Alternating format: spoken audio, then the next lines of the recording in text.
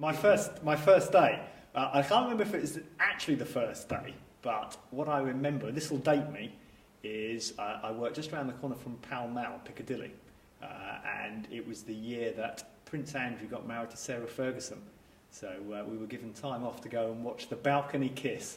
So there you go. You can work out, you'll have to Wikipedia that, and you can work out how long I've worked at AXA from that. The introduction to medical services. I'll start off by explaining what we don't do. I'm not a doctor, despite being called Director of Medical Services, and no one in my team are doctors or nurses or air ambulance pilots, although that sounds fun.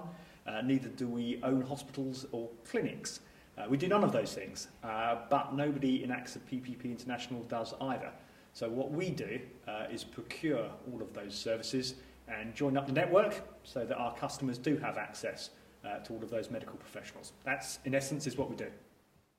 A favourite drink, I'm going to sound very boring here. The most frequent drink is water, and if I go a little bit crazy, I might have a herbal tea. I gave up vending machine tea and coffee about 15, 20 years ago because it was making me even more cranky than I am at the best of times. My top tip would be keep asking questions, because for as many years as I've worked in the business, I keep asking questions, and you know what we do. We look after money, we look after people, we look after their healthcare. It is complicated, so keep asking questions because you never know everything. And if you think you do, you've probably missed something quite important. I'd say to new joiners, congratulations on joining a company that is growing. It is far better to be part of a business that is growing by 25% a year rather than one that is declining by 25% a year. But seriously, you've made the right choice. How could it be more interesting? We have at least one customer in 190-something countries. That makes it interesting. We look after scary amounts of money. That makes it interesting. And it's all about people. So that's endlessly interesting. It will never get dull here, I promise. Okay, so how to deal with a tough day? I think the best advice I can give is exercise. So I'm not the only one, but a good way to de-stress is to go for a run.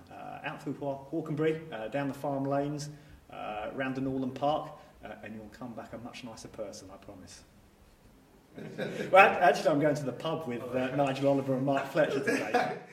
So as an overview of what the team does, if you think about it being divided into three main categories or pillars, so the first pillar would be what I call all of the technical operational stuff, the stuff behind the scenes. So you have to know how the processes work, you have to know how hospitals' billing works, and essentially their role is to get the right amount of money paid to the right people at the right time. And sadly it doesn't always go to plan, and you'll end up with either nothing being paid or the right amount being paid twice, and it's their job to untangle all of these things. Second area is to manage all of our existing supply relationships. So that's all of the proper 3PM, the third-party management, procurement processes. And if you imagine we've got hospitals in, nearly 200 countries around the world, and 8 or 9 kind of significant TPAs, and the amount of money that we might be paying through any hospital could easily be more than £1 million a year. That's an important part of what we do.